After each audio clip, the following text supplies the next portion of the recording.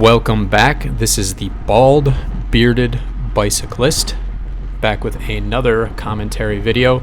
Today we've got Tour of Buffalo Day 2, and we are on the Marilla Road Race course. This is the 4-5, and it is 3 laps. Each lap is about 11 miles. We are jumping in as we start the second lap. The lap counter there is going to say 3, but that's counting the neutral rollout, which counted as a lap. So where we are right now, you can actually see we've got a gap, and there are a couple people pretty far back. We had some small attacks on the front, and generally people were just attacking the hills, and I got caught really behind this big gap as it was starting to open. I had to jump across. A couple other people did, and that was the first major selection of the race. So continuing in here, and we've got a nice little group that is going to pretty much stay together for the rest of the race. But just to go over, I didn't really talk about the final standings after the first day at ECC, so I'm going to throw up the finishing results for day 1, and you'll see those. So with this being a 3-day stage race, there's definitely people who are thinking about GC at this point and how they finished on the first day, and where they are trying to stay in the front group today. So it's definitely a longer one. Our crit was 40 minutes, and this one I think was about, for our group, hour and a half. But obviously still much shorter than some of the other groups. The 3-4 and Pro 1-2-3. They do a lot more miles. This is the course diagram, and you can see this on Strava, but you can see the elevation. There's just a lot to this course. A lot of different rollers. There's near the end some false flats. It's just kind of got something for every type of rider, which makes it really awesome, and it keeps it interesting. You really gotta be paying attention, because if you're not, you hit a little roller, you can fall off the back pretty quick when people are punching it through the. So we had a perfect day for it too. Sun, especially after the ECC course, it was nice and warm and dry, and I was feeling really good, actually. A lot of people were talking about doing openers on Friday before the ECC race, and honestly, I was sitting there like, we got a 3-day race coming up. I understand that openers are often a good idea, but being a Cat 4 racer with not a ton of miles in my legs, it just seemed like getting ready for a weekend like this, I should take it easy on Friday and maybe use the ECC course as my opener for the rest of the weekend. That's what I did, and I came in this day feeling really good. So maybe that helped. Maybe it made me struggle a little bit on Saturday on the crit, but I don't think it would have made that big of a difference. And we're going into this day thinking we got another big day, so just trying to conserve. I am on the back of this pack, and I'm starting to recover, though. My heart rate's back under 150, which for me is good. So I'm going to start looking for opportunities to move up. And this race, it did start to click for me that being closer to the front and making the effort to move up it is going to save you effort in the long run, because you're not having to react as much to the surges, and you can be there when the moves happen. You can jump on things, and you don't have to fight so hard to close gaps. So we'll see how it all plays out, but it really, things are starting to click for me, which is good.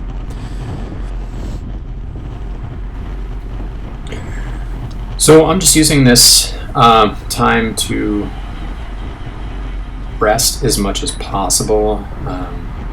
This section is primarily downhill in between some rollers, but I know that we're going to be punching it again soon.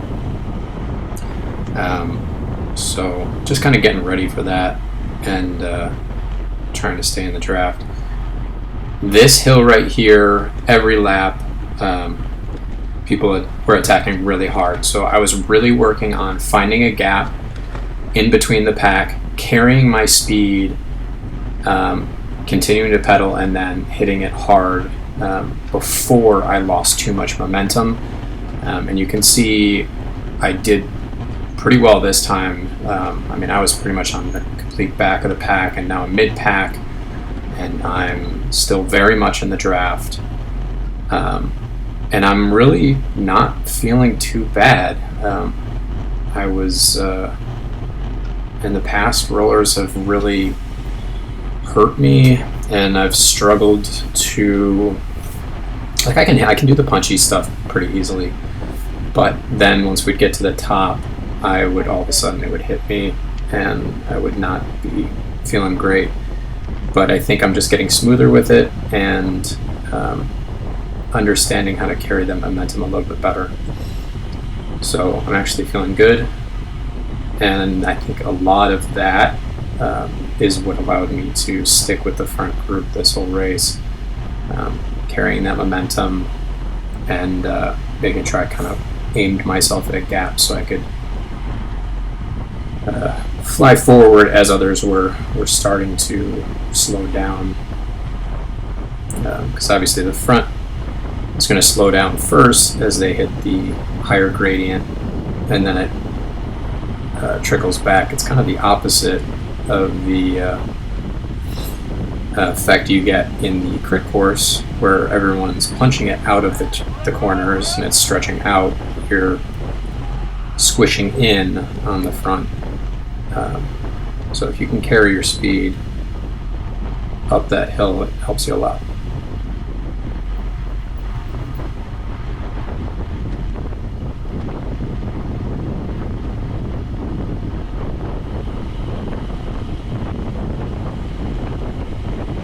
There wasn't a ton of wind this day, so honestly I wasn't even really thinking about it much.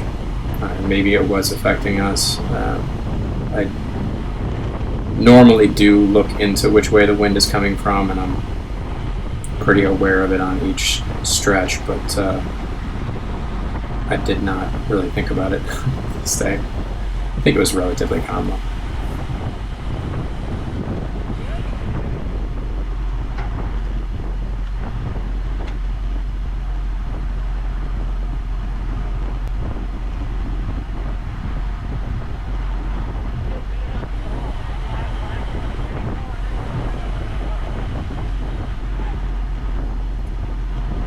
So you can just see the amount of little punchy rollers there are in this course, and like I said, if you're not paying attention, you just hit these little things, and I gotta be at 500 watts to stay with people.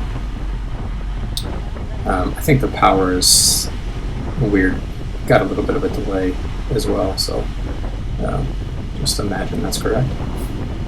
But yeah, if you're not paying attention and you don't punch it right when everybody else does, you could fall off the back of this really quickly.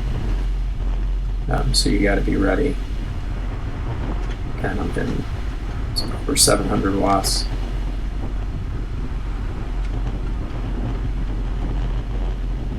I'm going to try to settle in a little bit.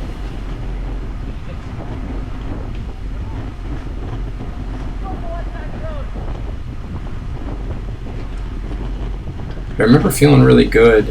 My heart rate's high, but I really wasn't too fatigued at this point yet, and I was really surprised by how well I was feeling at this point in the race, right on the front group. So good things.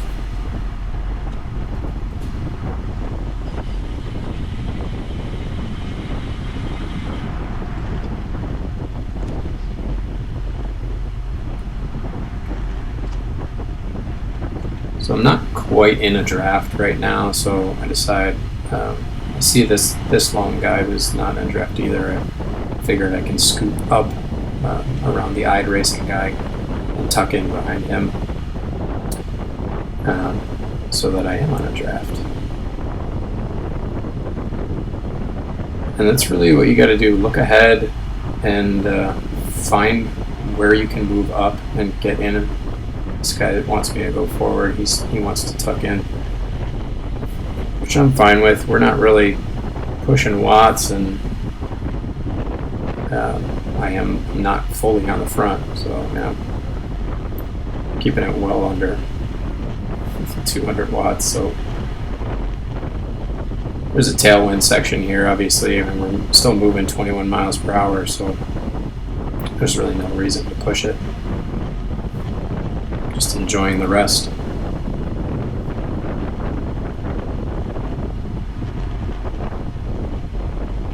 So is everybody else, though, so it's always something to keep in mind. If you're feeling good, everyone else probably is too. So I see Steve go, and Steve is my teammate, and he actually got 4th place in the ECC crit the day before. So I'm kind of keeping an eye on him and thinking, if he gets a little gap here, I would like to let him go. And so I realized there was a gap even opening behind me a little bit, and so I ease off, and I figure, well, I'll just kind of go nice and easy, and if you can keep getting distance, then great. I think the guy in front of me flicked his elbow. I'm sure as heck not gonna work to bring back my own teammate. So I take the turn wide. I'm letting other people do work, and I'm just gonna try to follow some wheels.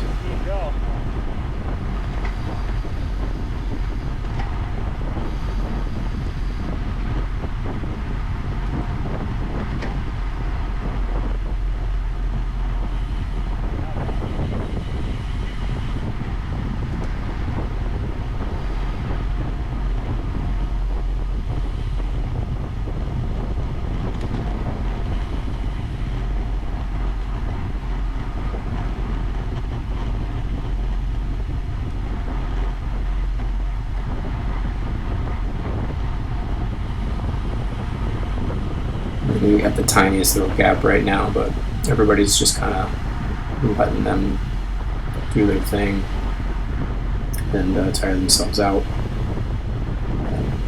At this point, nobody's worried about it.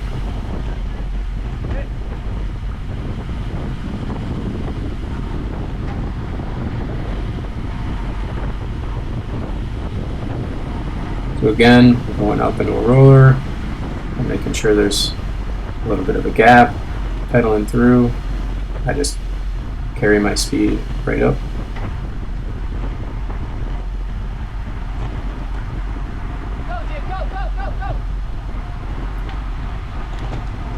And we've got an attack off the front here.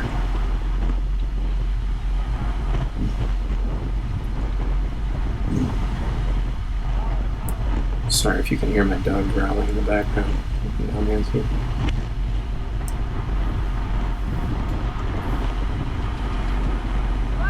We got a flat. It's a bummer.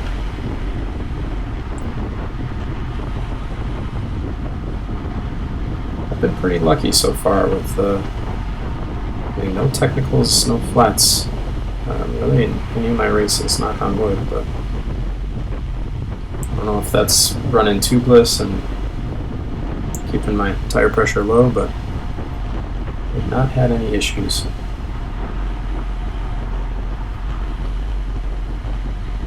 So we're moving 30 miles per hour here. Slightly -1 grade, but they were definitely carrying that speed from that last attack.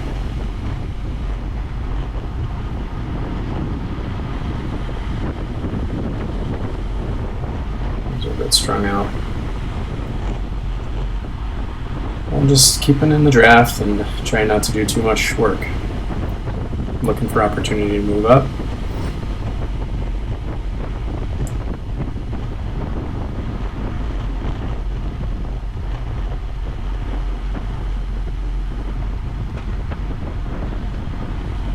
This right side's pretty open and we're not doing any work, so I'm just inching up a little bit.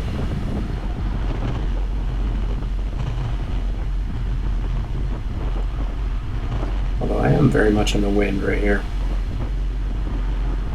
And I realized I couldn't really get into a draft from where I am right now because it's all lined up, so I'm starting to try to figure out how I can get back in the draft.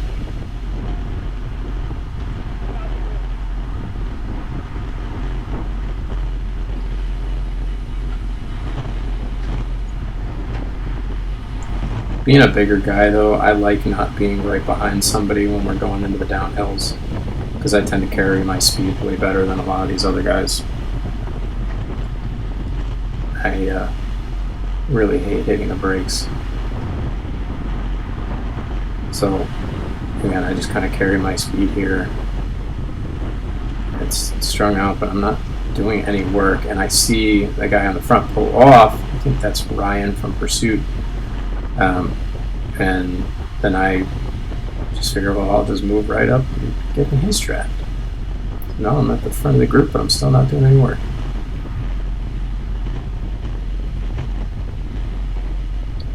So you just got to be patient and find a good opportunity to move up if you can. Again, keep in mind, I'm not an expert Cat 4 and I haven't won any of these races, but I am getting better at seeing these opportunities and not being the strongest guy in the field. You definitely do work to find every opportunity to conserve energy. So I've got that going for me.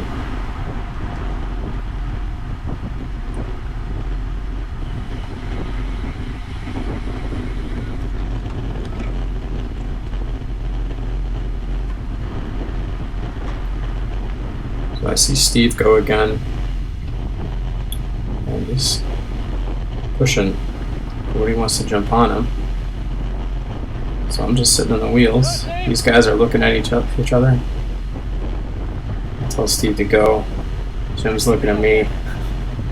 I tell him, sorry, it's my teammate. I'm not going to do any work. Watching it back now, though, I should have hard dropped Jim's wheel and let the three of them get a gap, knowing that Steve would be the strongest in that group for sure, and then I could have waited until there were maybe some heart attacks that would go around and make these guys do some work. But they wanted to bring it back. They're bringing it back. So at that point, I'm just back on the wheels and making sure I don't get dropped. But I think I sort of had the right idea, but it's gonna be worked on.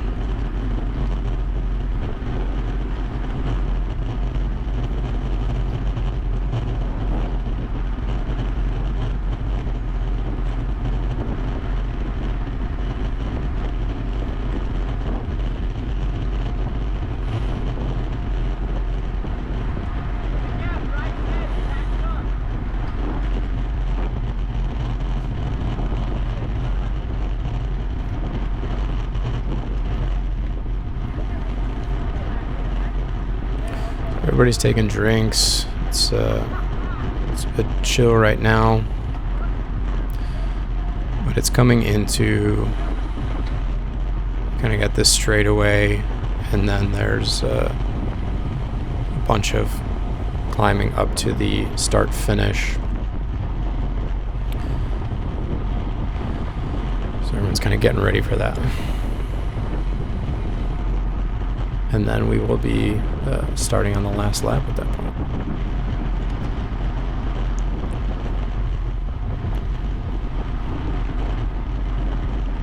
Sorry about my microphone issues earlier. Still dialing in my whole setup here. Which reminds me, please like and subscribe if you guys are enjoying these videos. If you're not, leave a comment. Tell me what I can do to improve. But I will definitely be continuing to do this. I've got the video from the third day of the Tour of Buffalo that I just gotta do the voiceover for, and I've still got a Sunday series race from this course, which I have not posted, so I'll get that up probably after I finish all the Tour of Buffalo ones. But there is a big race season, and I will be getting a bunch of footage. So I mentioned it in my last one, but the whole President's Cup series for the Buffalo Bicycling Club, big 50th year anniversary. So we got the Hamburg weekend coming up, then the President's Cup race, and there is also Freedom Run, which is the club series, the club championship race, and then there is the East Arcade race. I believe that's a 2-dayer as well. So it's a big year for Buffalo, and make sure you're getting in on the fun.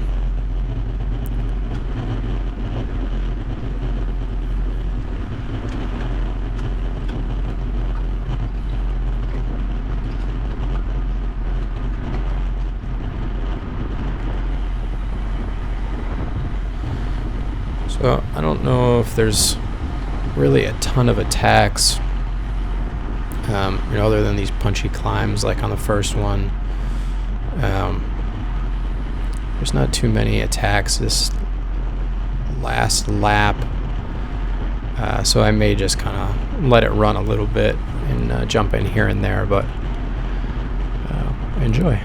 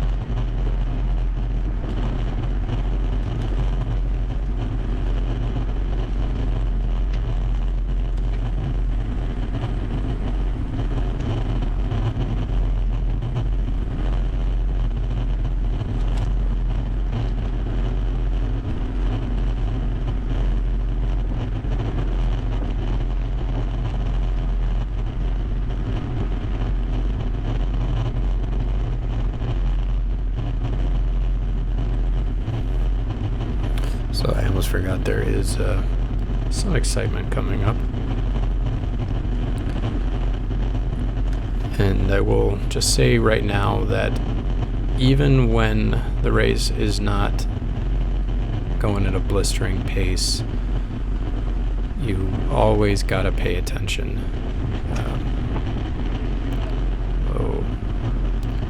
Don't ever zone out, and keep vigilant, because stuff like that can happen.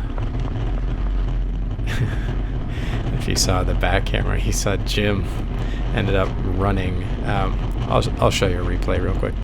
So this is slowed down a little bit. You can see it a little bit closer, but there is a little bit of a touch of wheels, and he slams pretty hard into Jim, and then they get taken off. But Jim's running in the back. I don't know how he did it, but after talking to him and some other people that watched, it sounds like he ninja moved and just jumped off his bike and landed on his feet and kept running. He said the only scratch that he got was on his knuckle when he picked up his bike from the ground in a hurry. So good on him. You can see there were a couple people that were able to make it through. We jumped back on. I think about 4 people got taken out, but it is what it is. Crashes happen, and it's part of racing, but definitely paying attention and making sure you don't cross wheels if you can help it will reduce the risk. We really want to keep everybody out here safe. I think I mentioned it yesterday in yesterday's race, but the 4-5 is, we're learning, so you gotta jump in and try, but you also really have to know your limits, and you don't want to be pushing so hard that you're not able to pay attention, and you're going to put other people in danger, because it's not worth it. So start with group rides. So I had to close this gap. We were struggling. I saw a gap was opening, so I brought us back. And you got to do it. You can't just always assume somebody else is going to close the gap. So hurt a little bit, but I needed to do it. But yeah, going back to it, I think it's just knowing your limits and learn how to ride in a group before you jump into a race. I think it's great to jump into a race and be confident enough to give it your all, but you really got to practice bike handling skills, being comfortable around other people first, because when you start doing that at high speeds and everybody's on the limit, you need to be able to just, without thinking too much, control yourself. So kind of second selection was made, unfortunately, through that crash, and I had forgotten about that in the beginning. So when I said we all stayed together, I did forget about that. But this is the group going into the final lap, which again is the 3rd lap, not the 4th lap. This is really the group that pretty much stays together until the end. But you'll see right at the end there's a bit of a split, but I won't spoil it.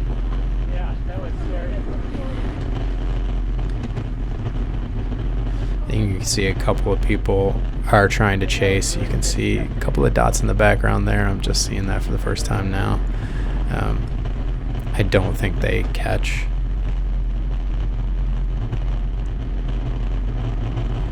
Because our group did continue to push it on those little punchy climbs. So.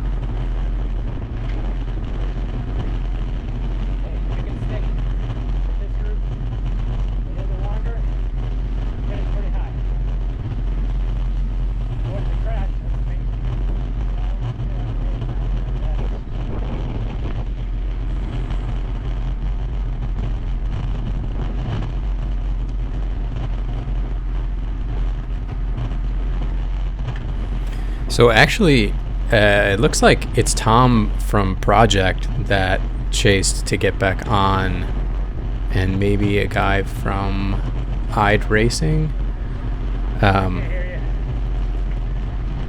So yeah, that was a big move for him. You'll see he might play a big role at the end of this race. So good effort to get back on. I didn't even realize that he was on the other side of that crash. So it looks like there were a couple of people, or one person attacking off the front. Then Drew tries to bridge up, and everybody's following. I mean, no one's gonna let it get away at this point.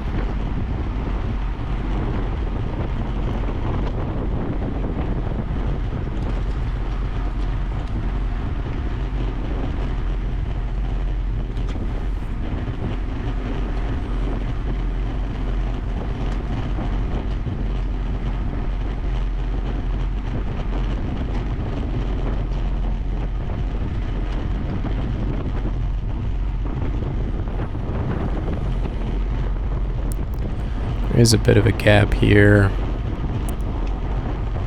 I think I get a little nervous about it, but it's getting smaller.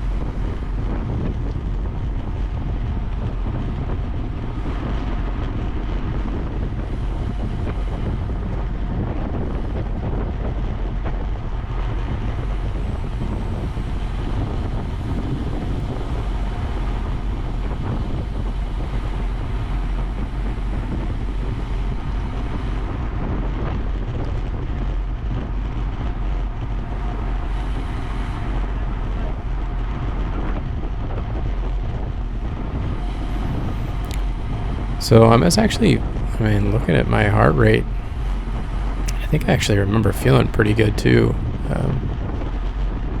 And I'm thinking, wow, I actually can make it to the finish with these guys. There's less than a lap, and we've made it through a couple of iffy selections, and closed the gaps I needed to. Maybe I can continue to do so and stay with people, but I really should be looking to move forward and not be content sitting on the back here. So we also have that this climb coming up where I know, again, everybody pushes it. So again, I'm trying to do the same thing, position myself in between these riders, knowing I want some space to carry speed. I do that, and again, it works pretty well.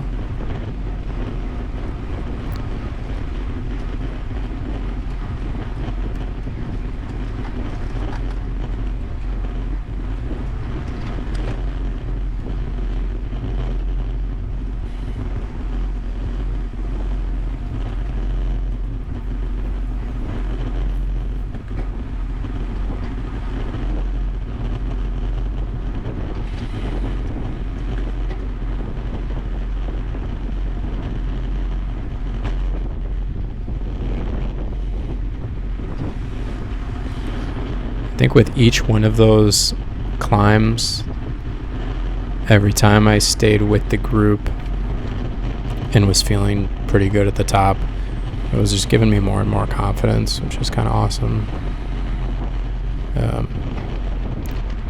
I hope it continues throughout the rest of the season, but I just feel like I'm learning a lot and gaining confidence with every race.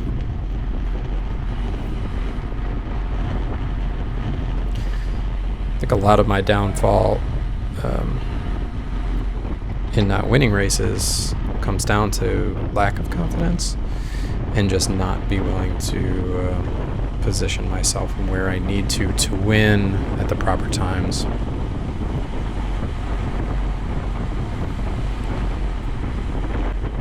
So I often know where I should be, and I get in my head thinking, oh, I don't deserve to be there, or I don't want to ruin the stronger guy's race by getting in the way. But I don't know, I'm starting to get to the point where I'm thinking, I can hang.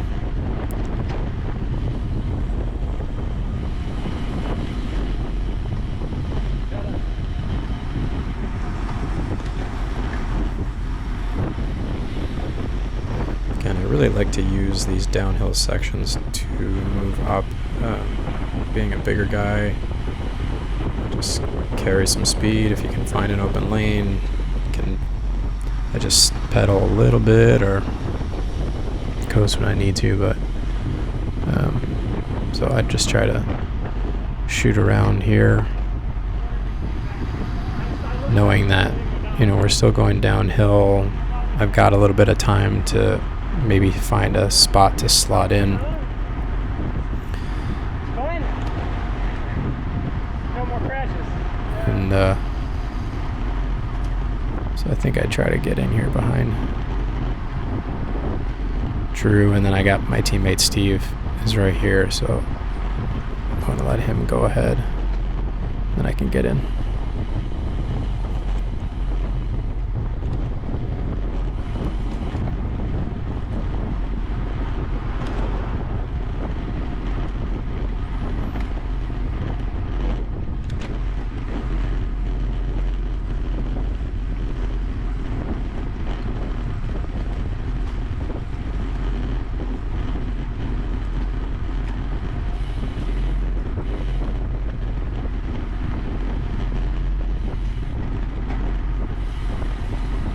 I think the guy all the way on the back of the group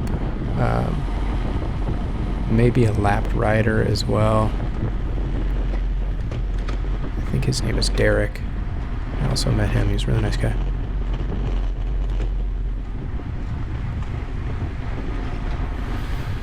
So again, these punchy climbs, just gotta keep paying attention and be ready to punch it.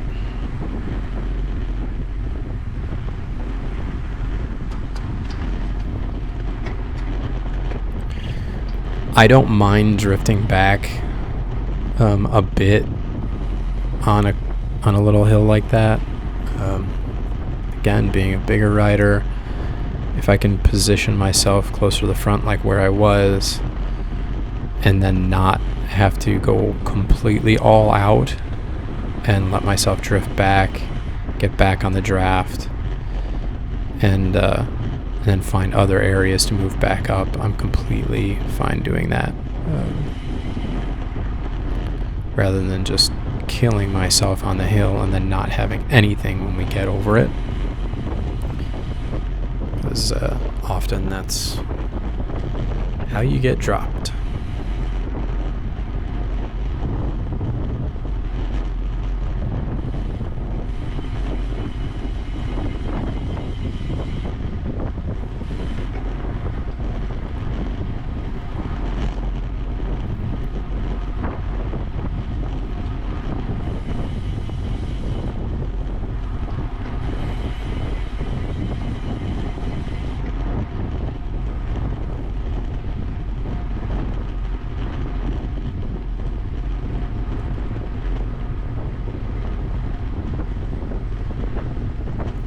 See my shadow. I'm taking a little drink here.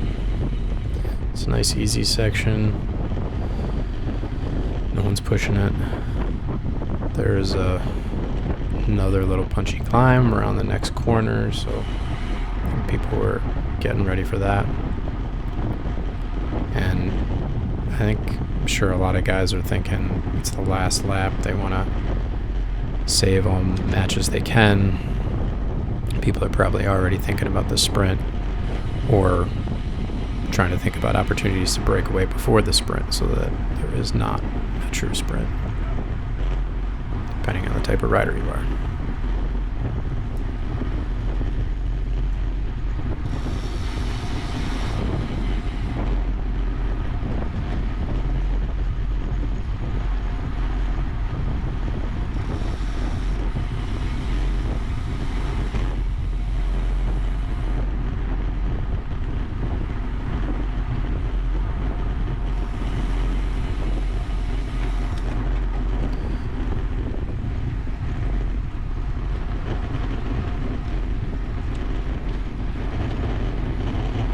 Of course, people hit it here.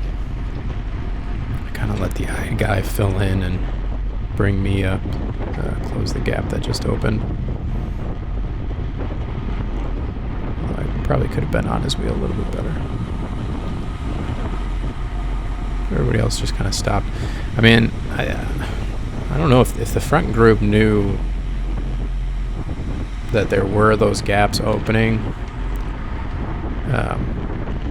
If people really kept pushing it over a lot of these climbs, there would have been a lot more selections. But maybe just being the last lap again, people were thinking more about the sprint. We're content with the group that we had and their chances of winning from this group.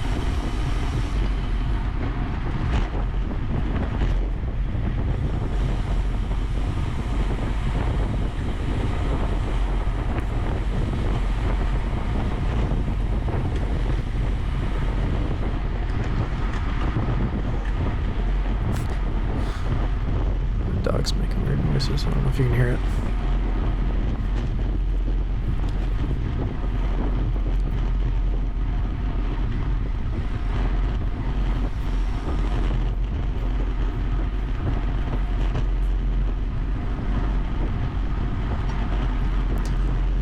It was a pretty good opportunity to move up here.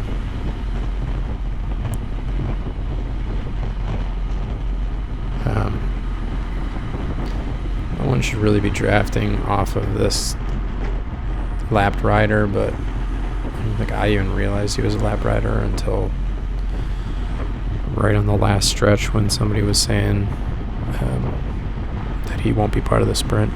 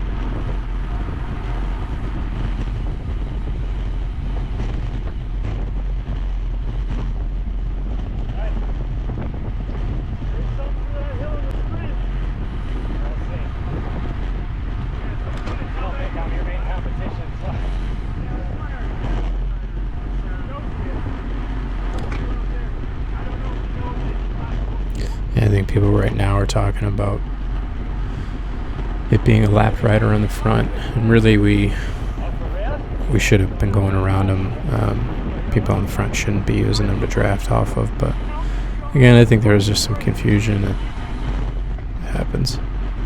It's hard to account for everybody who made it or didn't.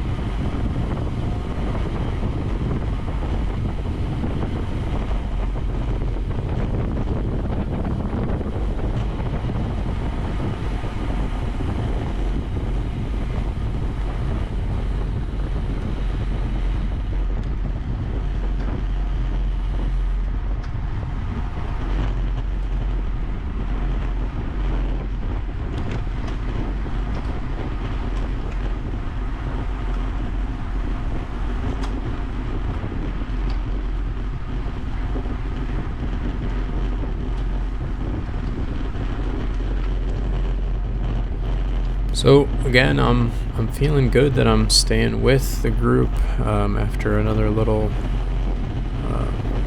hilly section, and at this point, people are taking it nice and easy. With this being kind of the last long straightaway, everybody's trying to position and think about how they're going to win. And I think everybody here was just kind of content to it coming down to a last sprint effort.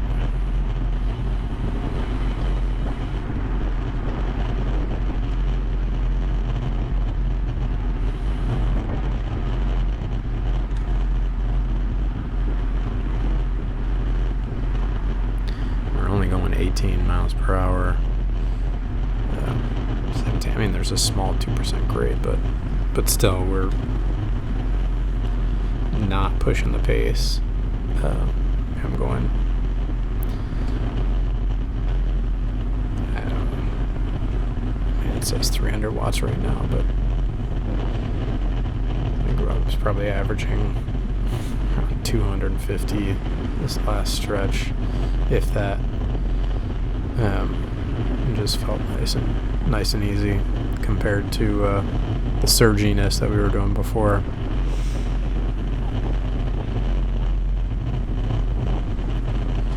Nice, good 14 miles per hour. It's uphill though.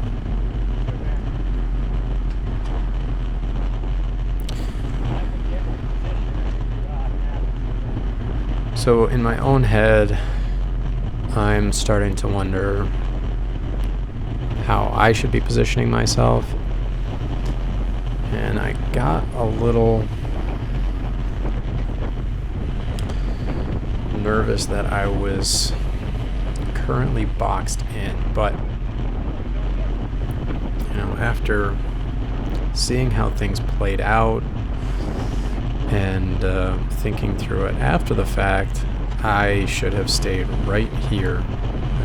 Because if you think about it, I mean, yes, I'm not at the front, or I'm not on the edge to get out, but if I was quick and followed the wheels in front of me, things are going to get strung out, and I probably would have been fine.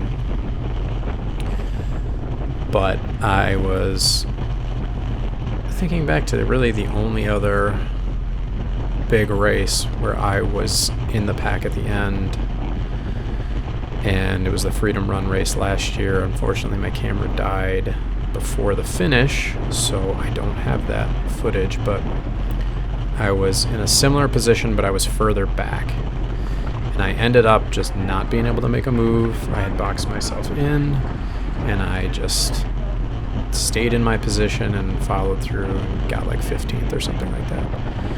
So I think that played too heavily in my mind here, because I'm replaying that in my head, and I'm thinking, geez, I got to get to the outside. I know that the road's going to open up at 200 meters, so maybe if I can get to the left, I'll be able to at least make a move, make an attempt.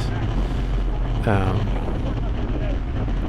don't want to be all the way on the front. I mean, I probably could have pushed through this gap right here, but I definitely didn't want to sit all the way on the front. So I'm just kind of thinking through what I need to do. But again, I should have probably just stayed right here.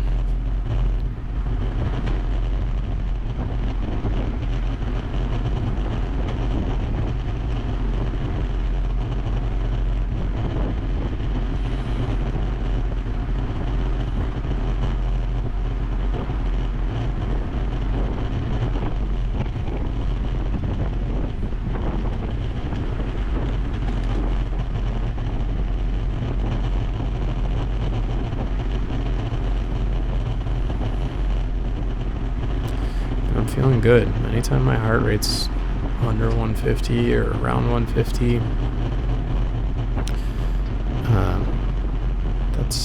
I've still got a good ways to go.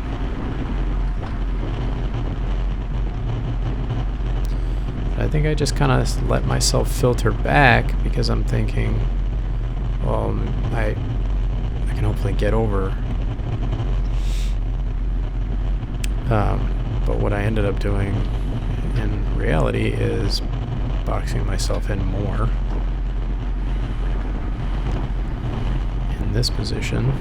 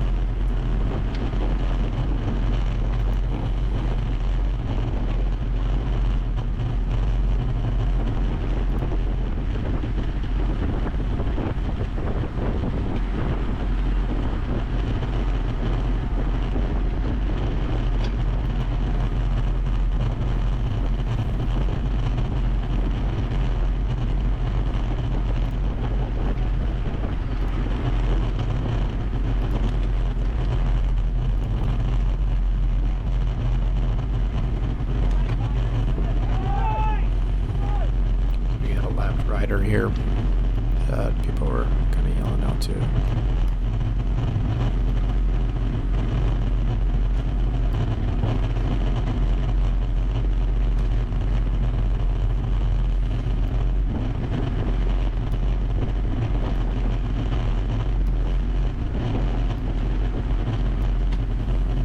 So I went from being in very good position to pretty much falling all the way back to the back of the pack. And it just wasn't a good decision. There's no doubt I could have stayed up there. We weren't really pushing the pace. But I just made a call, and it was the wrong one. But hey, lesson learned. That's what these races are for.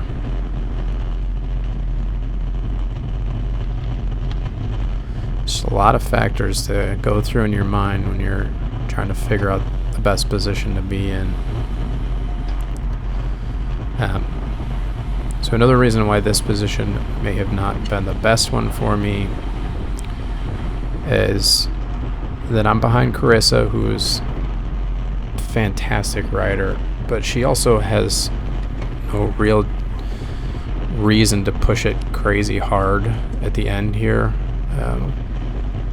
because she's already won her race, and she beat a heck of a lot of the men too, which is awesome. But I let this gap open, and she doesn't need to close it. She's got no reason to. So by the time I get around, they're pushing really hard, and I am well out of the draft. So now I've got to do all the work myself, and I just don't have it in me. I kind of see them going away, and just figure it's too late to come back. So it is what it is. But I was so happy to finish even where I did. And pretty much stayed on the main group until the end. And I'd like to think that I would have at least made it up that hill with them had I been able to respond and was in better position. But I wouldn't have been sprinting for the win, but just continuing. Oh, there goes my rear camera. It just died. Carissa is awesome and puts a pull in for me, try to bring me up a little bit. Really appreciate it. And then after she pulls off, I just give it everything I can till the finish. But I'm going to throw up the final results here while I've basically got just some open road in front. So Tom, who I mentioned had to chase to get back on, took the sprint win. So good job to him. Michael Gallagher further racing, and then Steve Welling, my teammate, got third. So awesome. And then Ryan from Pursuit got fourth too, and he did really well the first day. So after this race, I believe he was sitting in first place for GC. So it was a really fun race, and I will be back with day 3 soon.